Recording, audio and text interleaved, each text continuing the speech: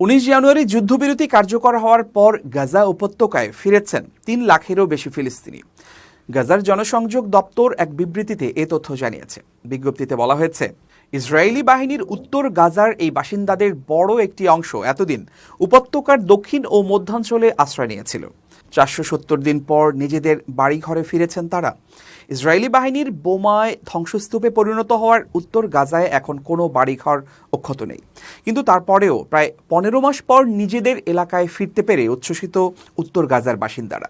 সোমবার সকাল থেকে নেতজারিম করিডোর দিয়ে উত্তর গাজায় আসতে শুরু করেন হাজার হাজার ফিলিস্তিনি। অনেকেই ঘোড়া কিংবা গাধার গাড়িতে নিজেদের মালপত্র নিয়ে আসেন। উত্তর গাজার কেন্দ্রীয় শহর গাজা সিটির প্রধান সড়কের একটি ক্ষতিগ্রস্ত ভবনের সামনে গাজায় স্বাগতম লেখার ব্যানার টাঙানো ছিল একসময়। উত্তর গাজার বাসিন্দা 22 বছরের তরুণী লাসিম আল ইওয়াদি দীর্ঘদিন পর নিজ এলাকায় ফিরতে পেরে খুবই আনন্দিত। এএফপিকে তিনি বলেন, আজকের দিনটি আমার জীবনের সবচেয়ে সুখের দিন। আমার মনে হচ্ছে এতদিন আমি মৃত ছিলাম, আজ আমার দেহে ফের জীবন এবং আত্মা ফিরে এসেছে। চারদিকে ছড়িয়ে ছিটিয়ে থাকা ধ্বংসস্তূপ তাকে হতাশ করতে পারেনি। এএফপিকে লামিজ বলেন, আমরা আবার আমাদের ঘরবাড়ি তৈরি করব, এমনকি যদি শুধু বালি আর কাদা দিয়ে তৈরি করতে হয় তবুও।